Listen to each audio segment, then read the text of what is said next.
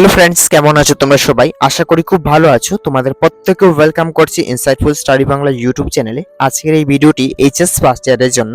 HS first ইয়ারের environmental science যেটি রয়েছে অর্থাৎ পরিবেশ শিক্ষা, সেই পরিবেশ শিক্ষা বইটির তৃতীয় অধ্যায় হচ্ছে জৈব বৈচিত্র্য ও তার সংরক্ষণ। আজকের এই ভিডিওটিতে জৈব বৈচিত্র্য ও তার সংরক্ষণ পাঠের প্রশ্নোত্তর নিয়ে আলোচনা করব।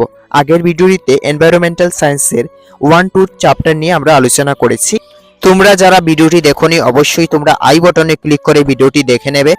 আর এই প্রশ্নোত্তরগুলো দেখার সাথে সাথে তোমরা তোমাদের খাতার মধ্যে নোটস করে রাখবে। যারা ভিডিওটিকে এখনো পর্যন্ত লাইক করোনি অবশ্যই লাইক করবে, চ্যানেলটি সাবস্ক্রাইব করবে এবং পাশে থাকা বেল আইকন প্রেস করে রাখবে এই রকমের নিত্য নতুন ভিডিওর আপডেটস, এডুকেশন নিউজ পেতে। তো চলো আজকের ভিডিওটি শুরু করি। প্রথম প্রশ্নটি হচ্ছে, জৈব বৈচিত্র্য কি? পৃথিবীর জীবসমূহের মধ্যে থাকা বিভিন্নতা এবং বৈচিত্র্যকে জৈব বৈচিত্র্য বলে। কোয়েশ্চেন নাম্বার 2 এবং প্রশ্নে লেখা আছে জৈব বৈচিত্র্যের পর্যায়ে তিনটির নাম লিখো। উত্তর, জৈব বৈচিত্র্যের তিনটি পর্যায় হলো জিনগত, 2 প্রজাতিগত এবং পরিস্থিতিতন্ত্রগত জৈব বৈচিত্র্য। কোয়েশ্চেন নাম্বার 3 এবং প্রশ্নটি হচ্ছে জৈব বৈচিত্র্য কয়টি পর্যায়ে বর্ণনা করা হয়? উত্তর, 3টি।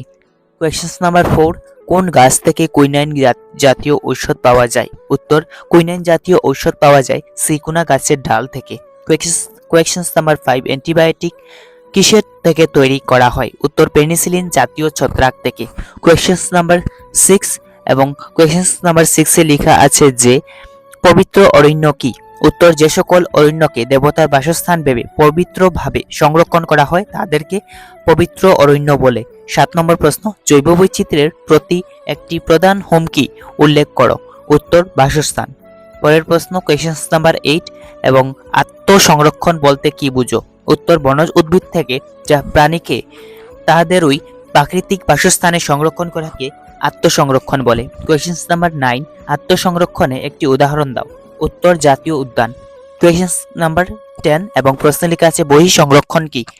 উত্তর, বিভিন্ন প্রজাতির জীবকে বা তাদের বাসস্থান থেকে সরিয়ে নিয়ে অন্য স্থানে বিশেষ যত্ন সহকারে সংরক্ষণ করাকে বহিঃ সংরক্ষণ বলে।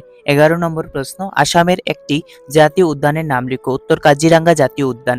কোয়েশ্চেন নাম্বার 12 এবং আসামে কতটি জাতীয় উদ্যান আছে? উত্তর, আসামে 5টি জাতীয় উদ্যান আছে।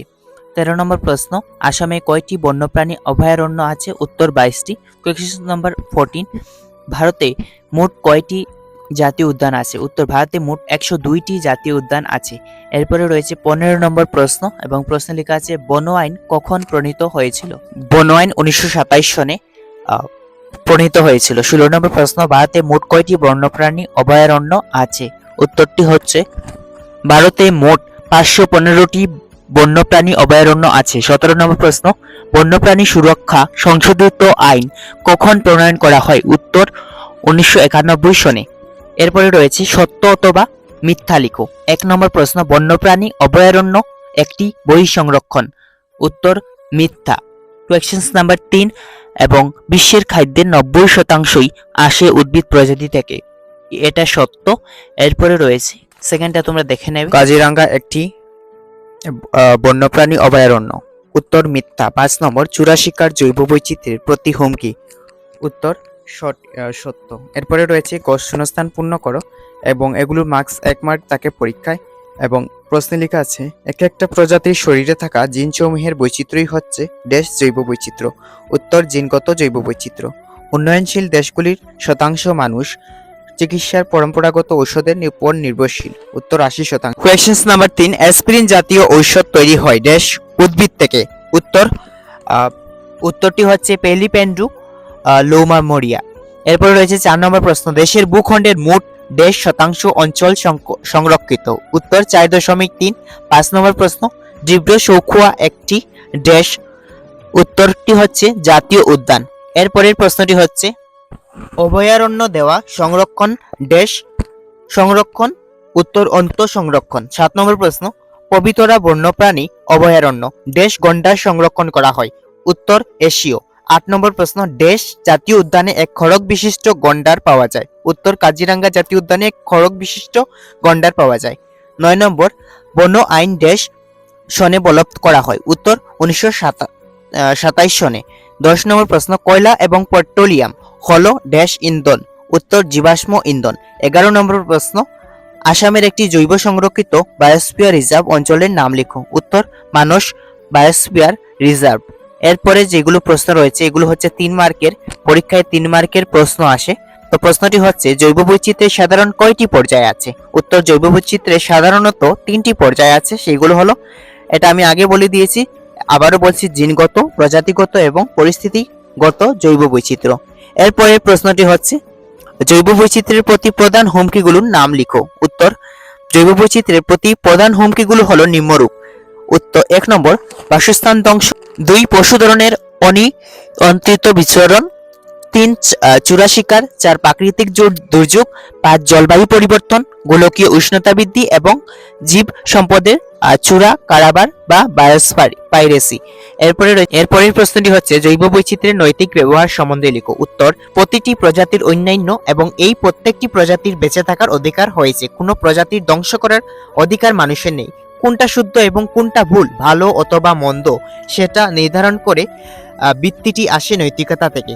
1982 সালে রাষ্ট্রসংঘের গ্রহণ করা প্রকৃতির বিশ্ব সন্ধে বলা হয়েছে মানুষের জন্য মূল্যবান হোক বা না হোক, যে কোনো রূপের প্রতিটি জীবেরই মর্যাদা রয়েছে এবং অন্য অণুজীব সমূহ যাতে এই ধরনের স্বীকৃতি লাভ করে তার জন্য মানুষকে নৈতিক মর্যাদা কার্যবিধির মাধ্যমে পরিচালিত হতে হবে।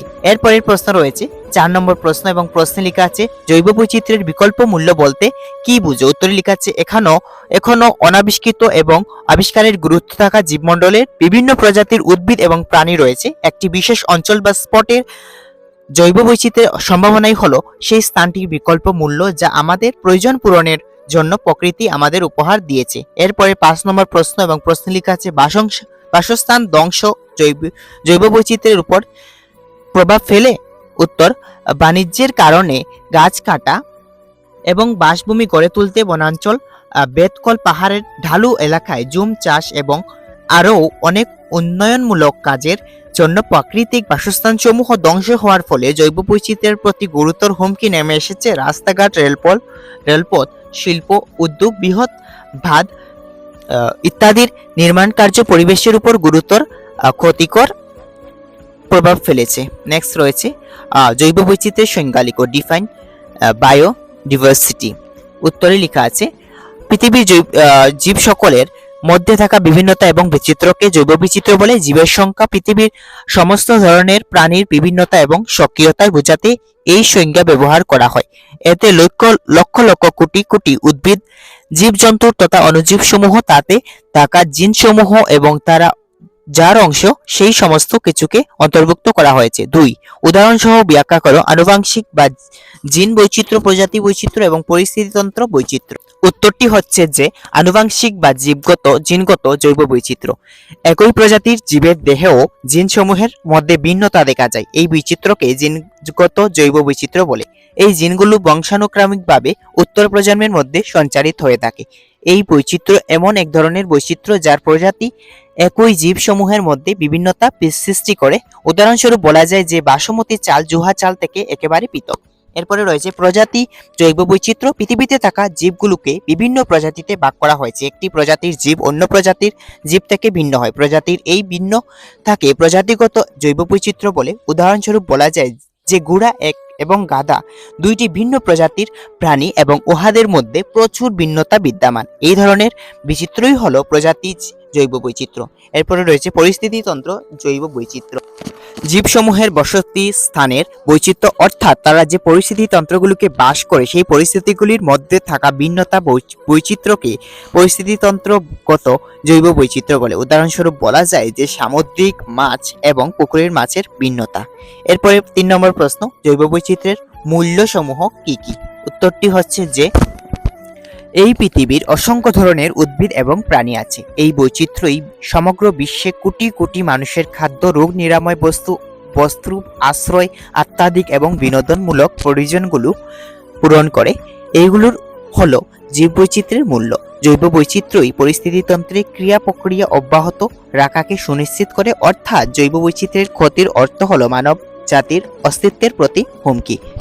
প্রশ্ন জৈব বৈচিত্র্যের উপভোক্তামূলক মূল্য কি? উত্তর, মানুষ শরণার্থী কাল থেকে জৈব বৈচিত্র্যের উপাদানসমূহকে উপভোক্তামূলক ব্যবহার করে আসছে। এই ব্যবহারগুলো হলো খাদ্য, ইন্ধন, ঔষধ, পরিধান ইত্যাদি রূপে। বিশ্বের 90% আসে উদ্ভিদ থেকে। উন্নয়নশীল দেশের 80% মানুষ প্রাথমিক চিকিৎসার জন্য উদ্ভিদের উপর নির্ভরশীল। উদাহরণস্বরূপ, পেনিসিলিন নামক ছত্রাক থেকে অ্যান্টিবায়োটিক ঔষধ তৈরি হয়। এইভাবে ব্যাকটেরিয়াম থেকে তৈরি হয় স্টেটাসাইক্লিন, পেলিপ্যান্ডুলোমারিয়া। উদ্ভিদ থেকে অ্যাসপিরিন, সিকুনা গাছের ছাল থেকে কুইনাইন, সর্পগন্ধ গাছ থেকে সাপের কামড়ের ঔষধ ইত্যাদি পাওয়া যায়। ইন্ধন হিসাবে ব্যবহৃত কাঠ, জীবাশ্ম ইন্ধন, প্রাকৃতিক গ্যাস প্রভৃতি আমরা জৈব বৈচিত্র্যের থেকেই পেয়ে থাকি। এরপরের প্রশ্নটি হচ্ছে, জৈব বৈচিত্র্যের উৎপাদনমূলক মূল্য কি? উত্তর, জৈব বৈচিত্র্যের বিভিন্ন উৎস থেকে বাণিজ্যিকভাবে প্রস্তুত বা উৎপাদন করা সামগ্রী উৎপাদনমূলক সামগ্রী। বর্তমান কালেও পরম্পরাগত সম্প্রদায়সমূহের অধিকাংশই সম্পূর্ণভাবে অথবা আংশিকভাবে তাদের দৈনিক প্রয়োজনের সামগ্রী, খাদ্য, আশ্রয়স্থল, বস্তু, বিশেষ ঘরোয়া প্রয়োজনের সামগ্রী, ঔষধ, সার এবং বিনোদনের জন্য এই সমস্ত উৎপাদনের উপর নির্ভর করে।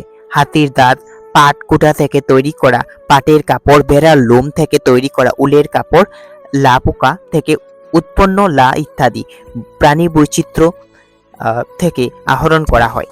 উদ্ভিদ সামগ্রীর উপর নির্ভরশীল, যেমন কাগজ এবং কাগজের মণ্ড উদ্যোগ, চিনি উদ্যোগ, প্লাইউড উদ্যোগ, তো এই ছিল তোমাদের অত্যন্ত গুরুত্বপূর্ণ প্রশ্ন উত্তর। ভিডিওটি ভালো লাগলে লাইক করবে, ভিডিওটি বন্ধুদের মাঝে মাস্ট একবার শেয়ার করবে, সাবস্ক্রাইব করবে এরকমের ভিডিওর নোটিফিকেশন পাওয়ার জন্য, এবং পাশে থাকা বেল আইকন প্রেস করে রাখতে একেবারেই ভুলবে না। তো খুব মন দিয়ে পড়াশোনা করবে, এগুলো শিখবে। আবারও দেখা হচ্ছে নতুন ভিডিওতে। ধন্যবাদ।